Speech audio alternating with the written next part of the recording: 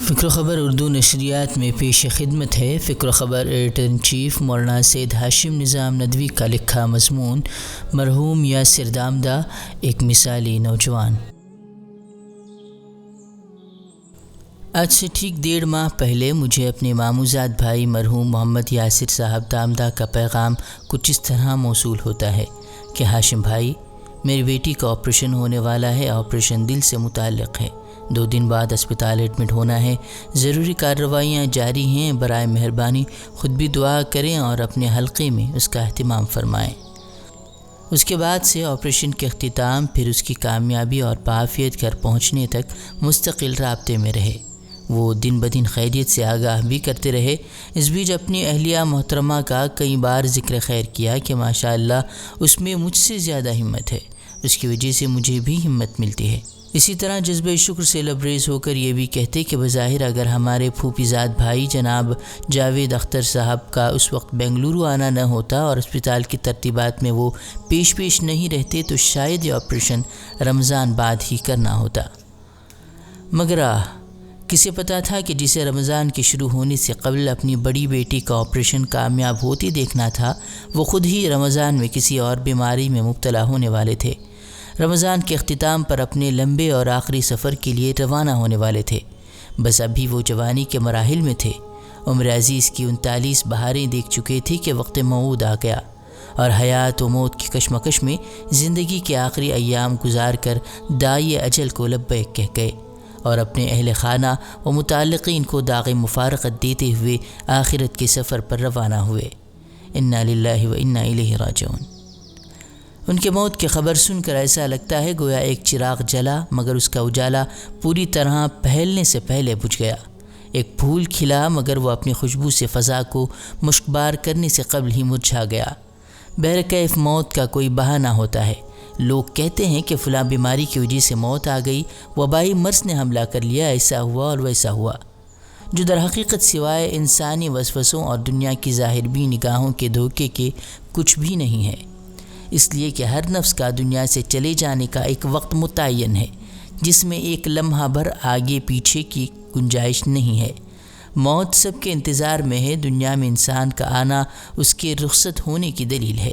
صبح آب و تاب سے طلوع ہونے والا سورج کے شام ڈھلتے ڈھلتے غروب ہونا یقینی ہے۔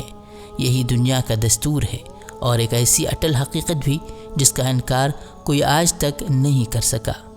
البتہ جب کوئی قریبی رشتہ دار یا چاہنے والا رخصت ہوتا ہے تو اس کا غم ہونا ایک فطری تقاضا ہے، بالخصوص لخت جگر کی رخصتی اپنے والدین کے لیے، لاڈلے اور بڑے بھائی کی موت بھائی بہنوں کے لیے، پیارے داماد کی وفات سسرال والوں کے لیے ایک کرب و بلا کا منظرنامہ ہوتا ہے اور رنج و غم کا ایک طوفان ہوتا ہے جس سے انہیں گزرنا پڑتا ہے۔ اس کیفیت کو وہی محسوس کرتا ہے جس پر یہ پہاڑ ٹوٹا ہو اور رنج و الم کا تکلیف دہ مرحلہ گزرا ہو۔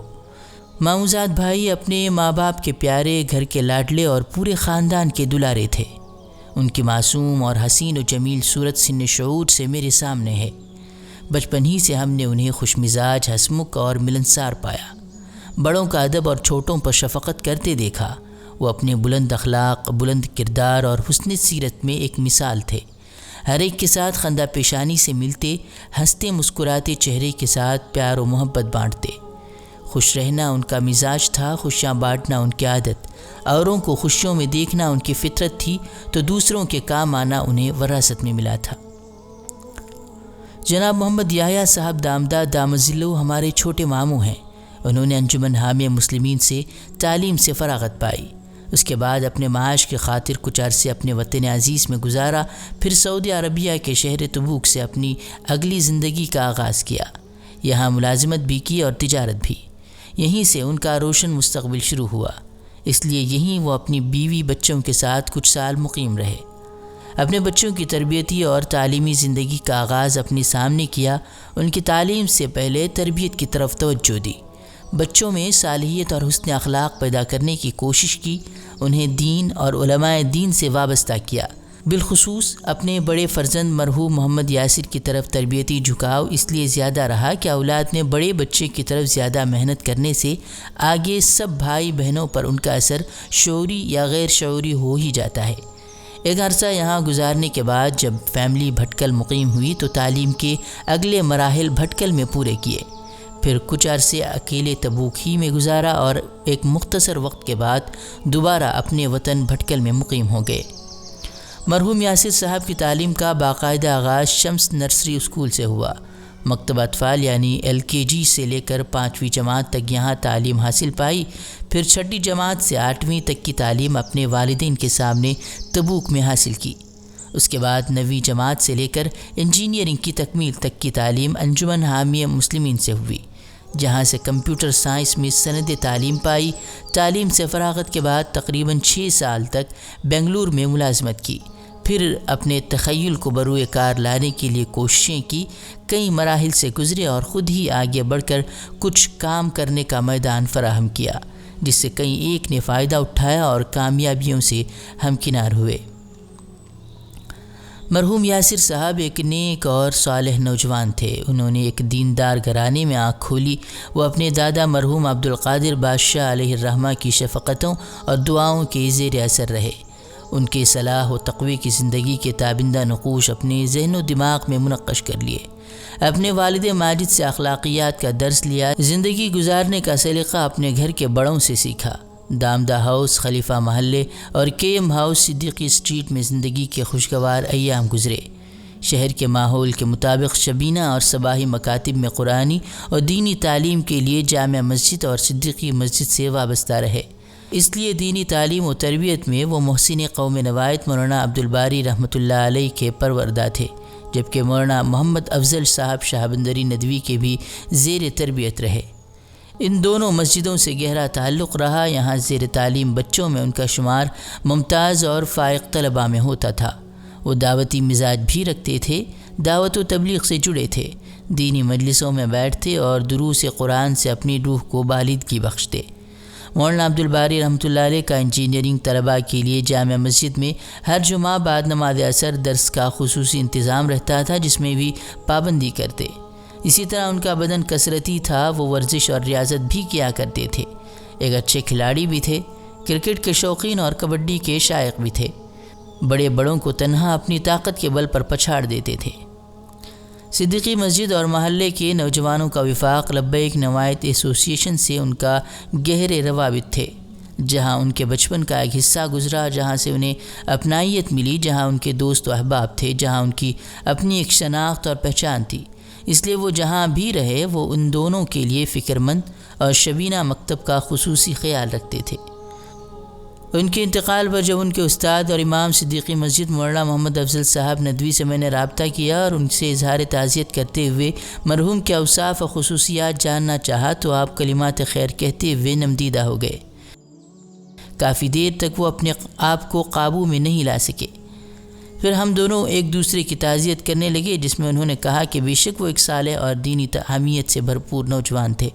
ایمانی غیرت ان میں کوٹ کوٹ کر بھری ہوئی تھی۔ اگرچہ انہوں نے قرآن کریم کی تعلیم یہاں سے زیادہ نہیں حاصل کی، لیکن وہ صدیقی مسجد سے اپنا گہرا تعلق رکھتے تھے۔ ان کا دل مسجد کے ماحول سے جڑا ہوا تھا۔ یہاں سالوں سے ان کے اعتکاف کا معمول رہا، بلکہ اس سلسلے میں وہ ایک اکیلے نہیں بلکہ ایک کارواں تھے، یعنی اعتکاف کے لیے اپنے ساتھ اپنے کالج کے دوستوں اور اپنے ہمدرسوں کو ساتھ لاتے۔ اسی بہانے ان کو تصحیح قرآن کریم کی طرف توجہ دلاتے، ان میں دینی شعور بیدار کرنے کی کوشش کرتے، انہیں علماء کی صحبت میں بٹھاتے، دین سے قریب کرتے، فقہی مسائل سکھاتے، بلوغت کے بعد کے احکام سے واقف کراتے۔ گویا اس طرح وہ اپنے نام اعمال میں ثواب جاریہ کا اضافہ کر گئے۔ انشاءاللہ اس کا اجر و ثواب انہیں قبر میں ملتا رہے گا۔ اسی طرح جب اعتکاف میں ہوتے تو مزید کام خوشی سے کرتے۔ ایک کھانے سے فارغ ہو کر برتن دھونا اور دوسرا سونے سے پہلے پوری جگہ پوچھا لگا کر مسجد کی مکمل صفائی کا اہتمام کرنا۔ جن دونوں کاموں سے اس کا پتہ چلتا ہے کہ وہ جس طرح اپنی ظاہری صفائی اور اچھے لباس زیب تن کرنے کا خیال رکھتے، اسی طرح جہاں رہتے وہاں بھی صفائی ستھرائی کا خیال رکھتے تھے۔ جی ہاں، یہ ایک ایسا نوجوان تھا جس کی طرف والدین کی نگاہیں تھیں، جس میں وہ اپنے مستقبل کے سہانے خواب دیکھ رہے تھے۔ قوم اس سے امیدیں لگائی بیٹھی تھی۔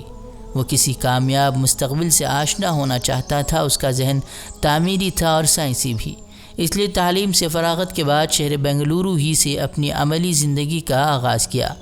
وہ اپنے اسی انجینئرنگ کے فن سے فائدہ اٹھاتے ہوئے سائنسی ایجادات کرنا چاہتا تھا۔ کئی ایک نئے منصوبے اس کے ذہن و دماغ میں گردش کر رہے تھے۔ وہ ایک ایسا نوجوان تھا جو حالات سے آنکھیں ملانا جانتا تھا، جو آگے بڑھنے کا حوصلہ رکھتا تھا۔ وہ مشکلات آنے پر ڈرتا نہیں تھا۔ وہ ٹیکنیکل یعنی عملی میدان میں اتر کر کچھ سائنسی تجربات کو عملی طور پر قوم کے سامنے پیش کرنا چاہتا تھا۔ وہ کچھ تجربات سے گزر بھی چکا تھا، جس کے لیے اس کو اپنے دوستوں کا ساتھ اور ان کی ذہنی کاوشیں اور محنتیں بھی درکار تھیں، جس میں سے اکثر دوست اپنے روشن مادی مستقبل کے لیے خلیجی اور یورپی ممالک چلے گئے، مگر یہ اپنے ذہن و فکر کے خطوط اور فکر و نظر کے نہج کو خد و خال دینے کے لیے اپنے ہی وطن میں رہنے کا فیصلہ کر چکا تھا، اس لیے کہ وہ جانتا تھا کہ وطن کی خاک ذرا ایڑیاں رگڑنے دے، وطن کی خاک ذرا ایڑیاں رگڑنے دے، مجھے یقین ہے پانی یہیں سے نکلے گا۔ شہر بنگلورو ریاست کرناٹک کا پائے تخت ہونے کی وجہ سے یہاں کا قیام کئی حیثیتوں سے مفید ثابت ہوا۔ پہلے اس لیے کہ ہماری قوم کے کافی طلباء یہاں آ کر تعلیم حاصل کرتے ہیں، یہاں سے بھی وہ اعلیٰ ڈگریوں کو حاصل کرنا چاہتے ہیں، جس کے لیے انہیں مشوروں اور رہنمائی کی ضرورت پڑتی ہے۔ انہیں یہاں پر مقیم احباب کا اخلاقی تعاون درکار ہوتا ہے، اسکول اور کالجز کے انتخاب میں مدد کی ضرورت ہوتی ہے، رہائشی نظم و ضبط کے لیے ایک نئے آدمی کو صحیح جانکاری دینی ضروری ہوتا ہے، اسی طرح کبھی یہاں علاج کے لیے آنے والوں کا ساتھ دینا ہوتا ہے، اور کبھی ہمارے علماء اور قائدین کو الگ الگ موضوعات پر قومی و ملی ضرورتوں کے پیش نظر یہاں کی حاضری ہوتی ہے۔ اس لیے یہاں پر موجود ہماری بھٹکل مسلم جماعت کے احباب و ذمہ داران حسب ضرورت امداد و تعاون کرتے ہیں۔ مرحوم یاسر صاحب بھی ان میں سے ایک تھے جن کو ان تمام امور میں مہارت تھی، اور اپنے اہل تعلق یا ضرورت مند احباب کو اپنا پورا وقت اور تعاون پیش کرتے تھے، جو بے شک خدمت خلق کا ایک بڑا حصہ ہے، جس کی بے شمار مثالیں ہمارے سامنے ہیں۔ اللہ تعالیٰ ان سبوں کو اس کا اجر عظیم عطا فرمائے۔ ہم گھر والوں کی نگاہ میں تو وہ ایک مثالی فرد اور قابل فخر سپوت تھے ہی، مگر پورے قوم میں ان کی حقیقی مقبولیت اور محبوبیت کا اندازہ اسی وقت سے شروع ہو چکا تھا جب ان کی بیماری شروع ہوئی، اور الگ الگ حلقوں اور اہل تعلق کی جانب سے دعائے صحت کے پیغامات موصول ہونے لگے۔ مگر اس وقت تعجب کا اندازہ لگانا مشکل تھا جب ان کی وفات کی خبر بجلی بن کر گری، اور اس غمناک خبر کے ساتھ ہی لوگوں کے نیک جذبات، تاثراتی کلمات اور تعزیتی پیغامات موصول ہونے شروع ہوئے۔ پھر اس وقت ہماری حیرت کی انتہا نہ رہی جب ان کے دوستوں، ہمدرسوں اور انجینئرنگ کے ابنائے قدیم کے انجمن بیم پرو کی جانب سے زوم پر آن لائن تعلیمی اجلاس رکھا گیا، اور ہزاروں لوگوں نے شرکت کر کے مرحوم کے ساتھ اپنے گہرے تعلق کا اظہار کرتے ہوئے اظہار عقیدت پیش کیا، اور سبھوں نے مرحوم کے اخلاق کریمانہ اور صفات حسنہ کی گواہی دے کر اللہ تعالیٰ کے حضور ان کی خدمات کا اعتراف کیا۔ موت اس کی ہے کرے جس پہ زمانہ افسوس۔ محترم قارئین، اس آن لائن تعزیتی اجلاس سے ہمیں اس کا بھی پتہ چلا کہ وہ ایک یاسر نہیں تھا، بلکہ وہ اپنے ساتھ نیک دوستوں کی ایک جماعت رکھتا تھا۔ اس کے ساتھ ان جیسی صفات کے حامل کئی ایک صالح اور نیک نوجوان پائے جاتے ہیں جو علماء دین کی زیر تربیت رہ چکے ہیں، دینی حمیت اور اسلامی غیرت سے سرشار ہیں، جنہیں اہل علم سے تعلق ہے، ان کے دل اللہ کی یاد سے معمور ہیں، وہ قوم و ملت کی فلاح و کامیابی کے خاطر کوششیں کرتے ہیں، اور انشاءاللہ حدیث کے الفاظ میں یہ وہ ہیں جن کی نشو و نما اللہ تعالیٰ کی اطاعت و فرما برداری میں ہوئی ہے، جس پر عرش الہی کے سائے کی بشارت اس دن کے لیے سنائی گئی ہے جس دن سورج ایک نیزے پر ہوگا، ہر ایک اپنے اپنے اعمال میں گھرا ہوگا، اور اس دن سوائے عرش کے سائے کے کوئی اور سایہ نہیں ہوگا۔ اللہ ہمیں بھی نیک کاموں کی توفیق عطا فرمائے اور ہمارا بھی شمار انہی میں فرمائے۔